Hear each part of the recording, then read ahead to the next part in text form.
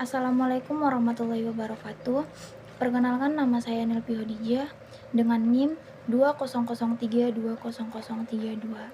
Di sini saya akan memaparkan tugas kuliah kami, yaitu mata kuliah Pengelolaan Perkebunan dari kelas 7A, di mana materinya yaitu tentang biodiesel. Gagasan awal dari perkembangan biodiesel adalah dari suatu kenyataan yang terjadi di Amerika pada pertengahan tahun 80-an, ketika petani kedelai kebingungan memasarkan kelebihan produk kedelainya, serta anjloknya harga di pasar. Dengan bantuan pengetahuan yang berkembang pada saat itu, serta dukungan pemerintah setempat, para petani mampu membuat bahan bakar sendiri dari kandungan minyak kedelai menjadi bahan bakar diesel, yang lebih dikenal dengan biodiesel. Produk biodiesel dimanfaatkan sebagai bahan bakar untuk alat-alat pertanian dan juga transportasi mereka. Berdasarkan penelitian yang dilakukan, para ahli telah menyimpulkan bahwa bahan bakar biodiesel memiliki sifat fisika dan juga kimia yang hampir sama dengan bahan bakar diesel konvensional, dan juga memiliki nilai energi yang hampir setara tanpa melakukan modifikasi pada mesin dieselnya. Penggunaan biodiesel di Eropa dilakukan dengan mencampur bahan bakar biodiesel dengan diesel konvensional dengan perbandingan tertentu yang bertujuan untuk menjaga faktor teknis pada mesin terhadap produk baru serta menjaga kualitas bilangan setana biodiesel yang harus sama atau lebih besar dari 40.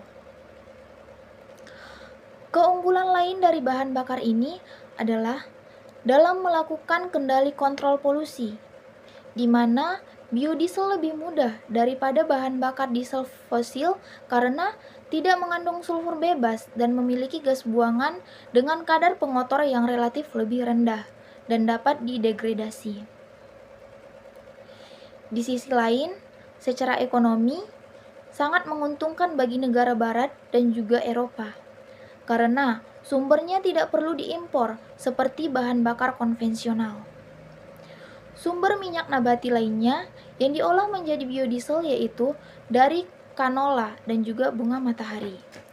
Biodiesel merupakan bahan bakar yang terdiri dari campuran monoalkil ester dari rantai panjang asam lemak bebas yang dipakai sebagai alternatif bagi bahan bakar mesin diesel dan juga terbuat dari sumber terbarui seperti minyak nabati, misalnya minyak sawit, minyak kelapa, minyak kemiri, minyak jarak pagar, dan juga berbagai minyak dari berbagai jenis tumbuhan yang mengandung trigliserida. Biodiesel tergolong bahan bakar yang dapat diperbarui karena diproduksi dari hasil pertanian, antara lain jarak pagar, kelapa sawit, kedelai, jagung, kapas, dan juga bisa dari lemak hewan. Penggunaan biodiesel cukup sederhana, dapat terurai atau biodegradable, tidak beracun, dan pada dasarnya bebas kandungan belerang atau sulfur. Biodiesel memiliki kelebihan dibandingkan dengan solar, antara lain, yang pertama, termasuk bahan bakar yang dapat diperbaharui. Yang kedua, tidak memerlukan modifikasi mesin diesel yang telah ada. Yang ketiga, tidak mempertahankan atau memperparah efek rumah kaca karena siklus karbon yang terlihat atau jauh lebih pendek. Yang keempat, kandungan energi yang hampir sama dengan kandungan energi petroleum diesel atau sekitar 80% dari petroleum diesel. Yang kelima, penggunaan biodiesel dapat memperpanjang usia mesin diesel karena memberikan lubrikasi lebih daripada bahan bakar petroleum. Yang keenam, aman digunakan karena lebih terurai daripada gula. Kandungan racunnya 10 kali lebih rendah daripada garam. Memiliki flash point yang tinggi, yaitu sekitar 200 derajat Celcius. Sedangkan bahan bakar diesel petroleum flash Poinnya hanya sekitar 70 derajat Celcius. Yang ketujuh, bilangan setana yang lebih tinggi daripada petroleum diesel. Yang kedelapan, hasil pembakaran dari biodiesel ini 90% mengurangi total hidrokarbon yang tidak terbakar. 75-90% mengurangi senyawa hidrokarbon aromatik. Secara signifikan mengurangi karbon monoksida dan juga 90% mengurangi reaksi kanker. Pada prinsipnya, proses pembuatan biodiesel sangat sederhana. Biodiesel dihasilkan melalui proses yang disebut reaksi esterifikasi asam lemak bebas atau reaksi transesterifikasi trigliserida. Reaksi transesterifikasi minyak nabati menghasilkan biodiesel juga telah dikembangkan dengan memanfaatkan enzim lipase sebagai katalisnya. Penggunaan enzim lipase ini sangat menarik untuk dikembangkan karena gliserol sebagai hasil sampingan produksi dapat dipisahkan dengan mudah serta pemurnian biodieselnya juga sangat mudah. Namun demikian, dikarenakan biaya produksinya yang cukup tinggi, maka perkembangannya kurang begitu cepat. Akan tetapi, dengan menggunakan metode Welkel biocatalyst dengan dukungan partikel biomasa, telah dapat dilakukan pembuatan biodiesel dengan harga yang jauh lebih murah. Secara umum, pembuatan biodiesel adalah sebagai berikut. Katalis dan stearin dimasukkan ke dalam reaktor, kemudian dialirkan metanol hasil destilasi ke bagian bawah reaktornya. Katalis yang umumnya digunakan adalah natrium hidroksida atau caustic soda. Campuran bereaksi pada temperatur 150 derajat Fahrenheit selama 1-8 jam dengan pengadukan yang kuat.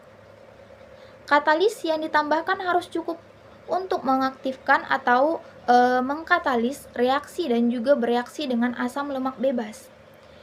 Jika kandungan asam lemak bebas terlalu tinggi atau lebih dari 0,5% sampai 1%, atau jika terdapat air dalam reaksi, sabun akan terbentuk dengan terlebih dahulu membentuk emulsi dengan metanol dan minyak. Sehingga reaksi metanolisis tidak dapat terjadi. Karena itu, minyak yang digunakan harus diolah sedemikian rupa untuk membuang asam lemak bebas.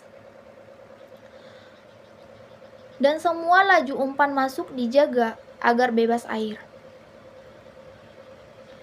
Biasanya, dalam pembuatan biodiesel, digunakan metanol berlebih supaya minyak ataupun lemak yang digunakan terkonversi secara total membentuk ester. Kelebihan metanol dapat dipisahkan dengan proses destilasi. Metanol yang diperoleh kembali ini dapat digunakan lagi untuk proses pembuatan biodiesel selanjutnya.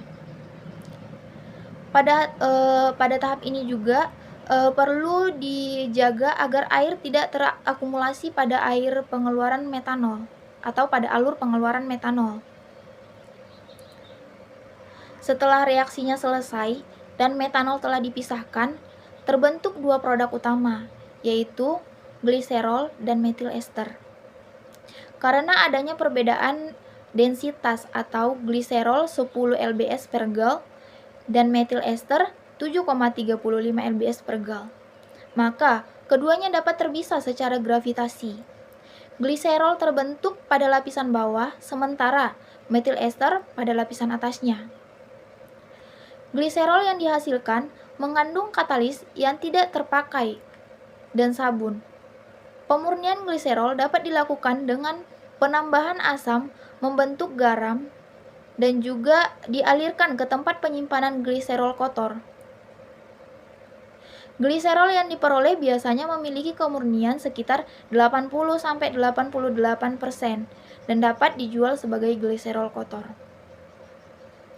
Setelah dipisahkan dari gliserol, metil ester dicuci dengan air hangat untuk membuang residu katalis dan sabun. Lalu dikeringkan dan dialirkan ke tempat penyimpanan. Metil ester yang dihasilkan biasanya mempunyai kemurnian 98% dan siap dijual sebagai bahan bakar atau biodiesel.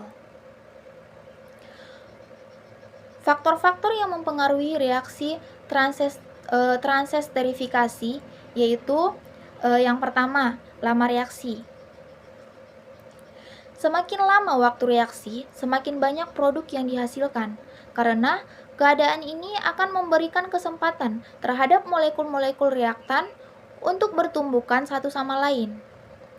Namun, setelah kesetimbangan tercapai, tambahan waktu reaksi itu tidak akan mempengaruhi reaksi tersebut. Yang kedua, rasio perbandingan alkohol dengan minyak, rasio molar antara alkohol dan juga minyak nabati sangat mempengaruhi dengan metil ester yang dihasilkan. Semakin banyak jumlah alkohol yang digunakan, maka konversi ester yang dihasilkan akan bertambah banyak. Perbandingan molar antara alkohol dan juga minyak nabati yang biasa digunakan dalam proses industri untuk mendapatkan produksi metil ester.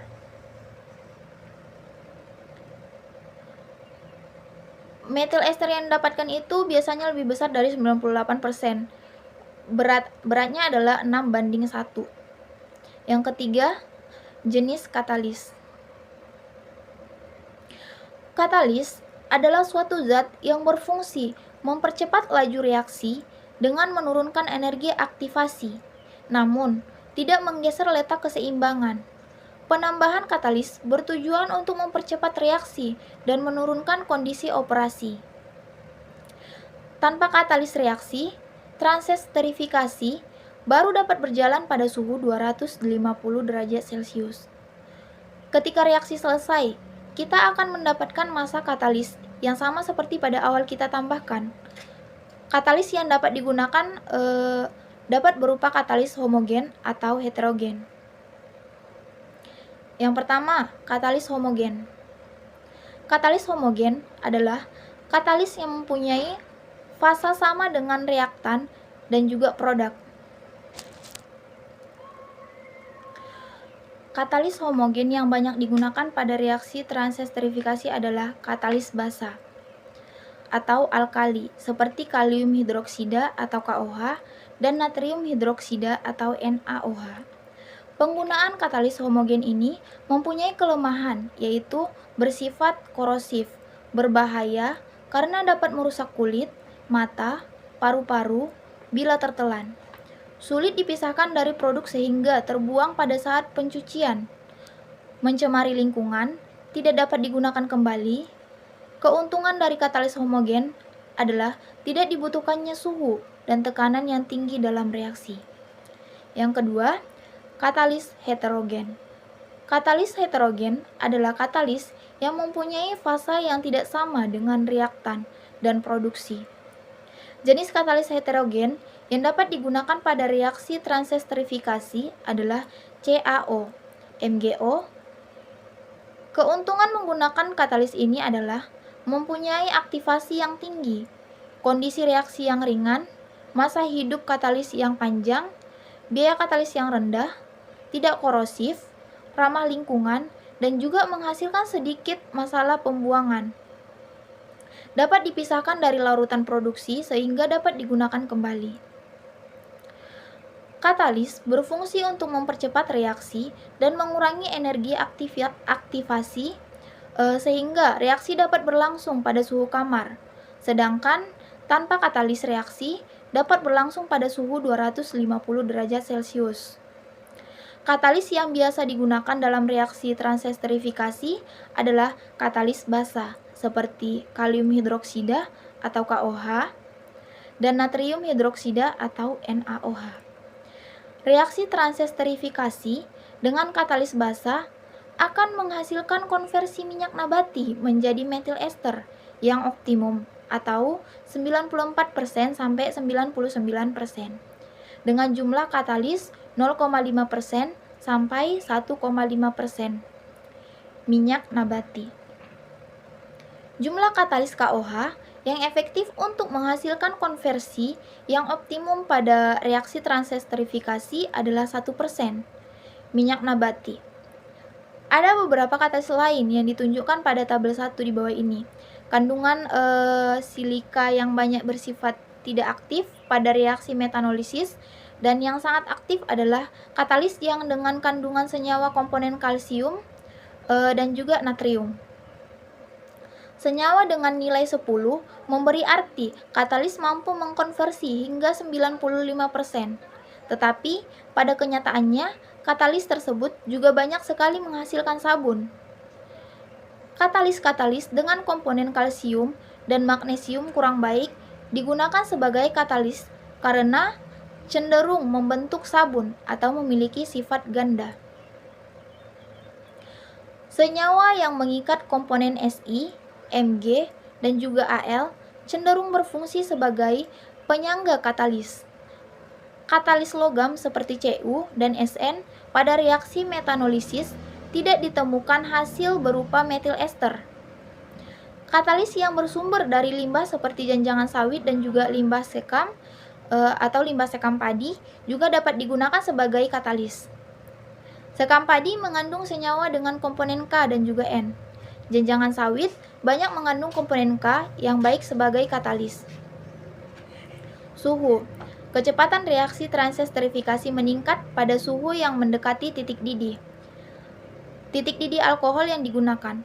Suhu selama reaksi transesterifikasi dapat dilakukan pada rentang suhu 30-65 derajat Celcius dan dijaga selama prosesnya, tergantung dari jenis minyak yang digunakan. Dalam proses transesterifikasi perubahan suhu, reaksi menyebabkan gerakan molekul semakin cepat atau tumbukan antara molekul bereaksi meningkat. Atau energi yang dimiliki molekul biasa mengatasi energi aktivasi. Dengan kata lain, perubahan suhu akan mempengaruhi probabilitas atau peluang molekul dengan energi yang sama atau lebih tinggi dari energi aktivasi. Suhu mempengaruhi viskositas dan juga densitas, karena viskositas dan densitas merupakan dua parameter fisik penting yang mempengaruhi pemanfaatan biodiesel sebagai bahan bakar. Semakin tinggi suhu menyebabkan gerakan molekul semakin cepat, atau energi kinetik yang dimiliki molekul-molekul bereaksi semakin besar, sehingga tumbukan antara molekul bereaksi juga akan semakin meningkat. Selanjutnya, pengadukan. Peningkatan kecepatan pengadukan meningkatkan kecepatan reaksi karena dengan pengadukan akan mempercepat pergerakan molekul dan memperbesar peluang terjadinya tumbukan antara molekul. Pada awal reaksi, pengadukan berfungsi untuk mendorong terjadinya difusi antara minyak sampai terbentuk metil ester. Selanjutnya ada lama waktu pengendapan atau settling. Lama waktu pengendapan berpengaruh pada proses transesterifikasi 2 tahap, yaitu melakukan 2 kali proses transesterifikasi. Pengendapan bertujuan untuk memisahkan gliserol dan juga biodiesel. Waktu pengendapan metil ester mempengaruhi bilangan asam ketika pengendapan yang lebih lama. Kandungan air. Keberadaan air yang berlebihan dapat menyebabkan sebagai reaksi dapat berubah menjadi reaksi sabun atau saponifikasi yang akan menghasilkan sabun, sehingga meningkatkan viskositas, terbentuknya gel, dan dapat menyulitkan pemisahan antara gliserol dan juga biodiesel. Selanjutnya ada metanol. Jenis alkohol yang selalu dipakai pada proses transesterifikasi adalah metanol danetanol. Metanol merupakan jenis alkohol yang paling disukai dengan pembuatan biodiesel karena metanol atau CH3OH mempunyai keuntungan lebih mudah bereaksi atau lebih stabil dibandingkan dengan etanol atau C2H5OH. Karena metanol memiliki satu ikatan karbon, sedangkan etanol memiliki dua ikatan karbon, sehingga lebih mudah memperoleh pemisahan gliserol dibandingkan dengan etanol. Kerugian dari metanol adalah metanol merupakan zat beracun dan berbahaya bagi kulit, mata, paru-paru, dan juga pencernaan. Dan dapat merusak plastik dan karet terbuat dari batu bara. Metanol berwarna bening seperti air, mudah menguap, mudah terbakar, dan mudah bercampur dengan air. Etanol lebih aman, tidak beracun, dan terbuat dari hasil pertanian. Etanol memiliki sifat yang sama dengan metanol, yaitu berwarna bening seperti air, mudah menguap, mudah terbakar, dan juga mudah bercampur dengan air. Metanol dan etanol yang dapat digunakan hanya yang murni 99%. Metanol memiliki massa jenis 0,7915 gram per meter kubik. Sedangkan etanol memiliki massa jenis 0,79 gram per meter kubik. Pembuatan biodiesel dari minyak nabati.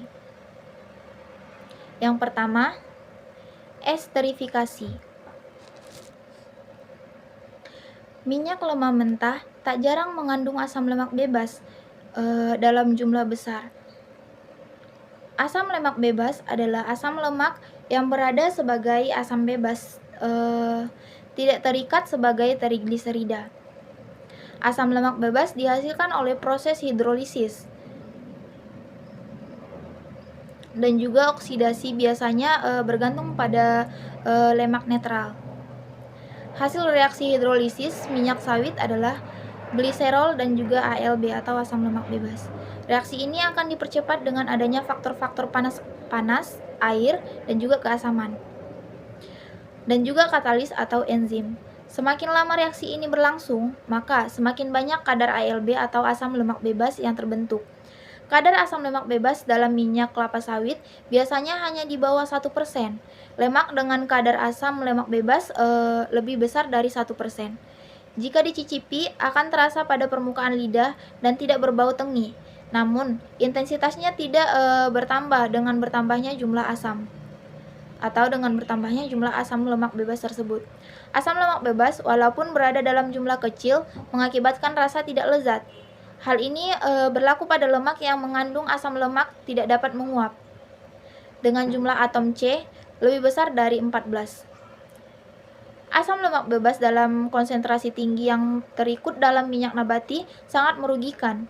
Tingginya asam lemak bebas ini mengakibatkan rendemen minyak turun.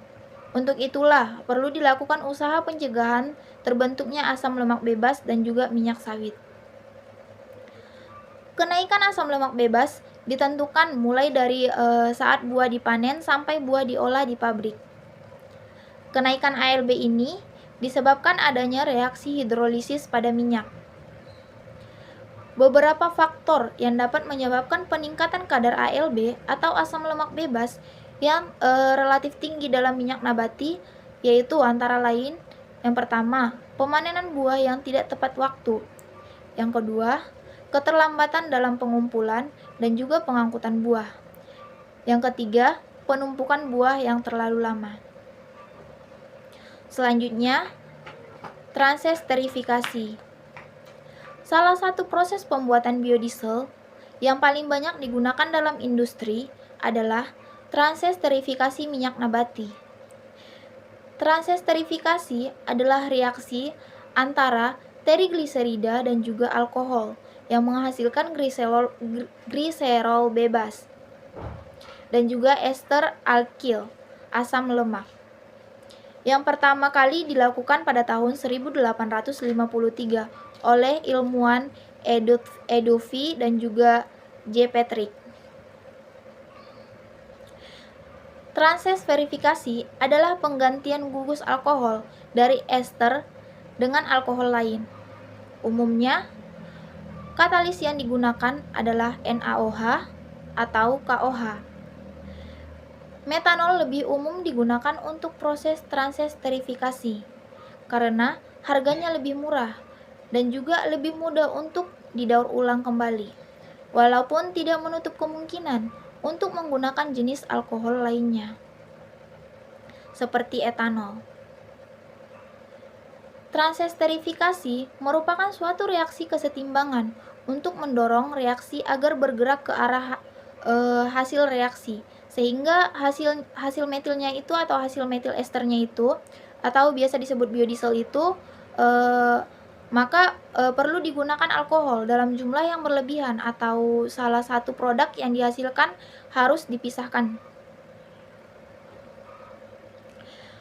Faktor utama yang mempengaruhi rendemen ester yang dihasilkan pada reaksi transesterifikasi adalah rasio molar antara trigliserida dan juga alkohol.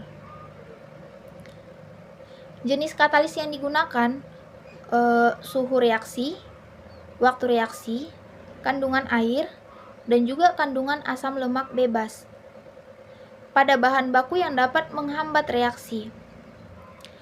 Faktor lain yang mempengaruhi kandungan ester pada biodiesel diantaranya kandungan gliserol, jenis alkohol apa yang kita gunakan nantinya pada reaksi transesterifikasi tersebut, jumlah katalis sisa, dan juga kandungan sabun.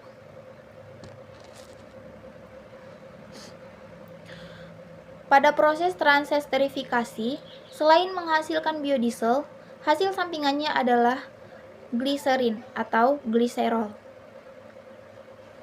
Gliserin dapat dimanfaatkan dalam pembuatan sabun. Bahan baku sabun ini berperan sebagai pelembab.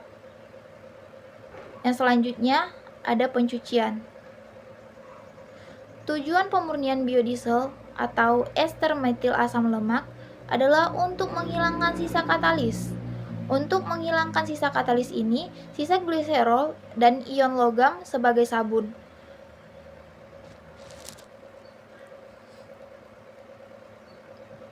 Ketika zat pengotor tadi lazim berada pada fase ester metil asam lemak ketika pemisahannya dengan fase gliserol. Sisa katalis sebagai hidroksidanya ataupun metoksida masih tertinggal pada ester metil asam lemak metil ester asam lemak setelah proses pemisahan fase gliserol dan juga fase ester metil.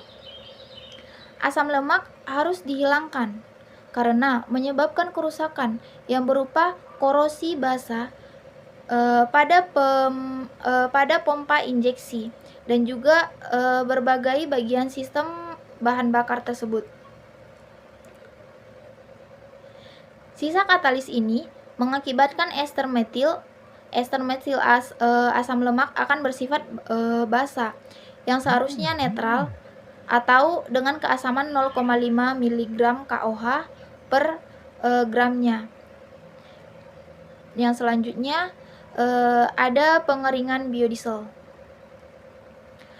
Langkah pemurnian selanjutnya adalah pengeringan, yaitu pemisahan ester metil asam lemak dari air dan metanol yang tersisa ketika proses pencucian.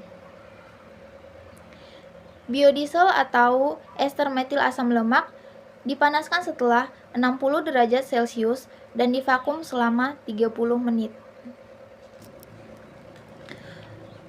Pengeringan ini juga merupakan proses untuk meningkatkan kualitas biodiesel. Pada tahap ini, air dikeringkan melalui proses pemanasan dengan suhu yang telah ditentukan, baik dalam suhu 130 derajat Celcius selama 10 menit. Setelah dari pengeringan ada tahap selanjutnya, yaitu penyaringan. Tahap akhir dari metode ini atau metode biodiesel ini, biodiesel akan melewati proses penyaringan untuk menghilangkan partikel atau molekul kotor. Biodiesel yang memiliki kualitas baik siap didistribusikan dan digunakan.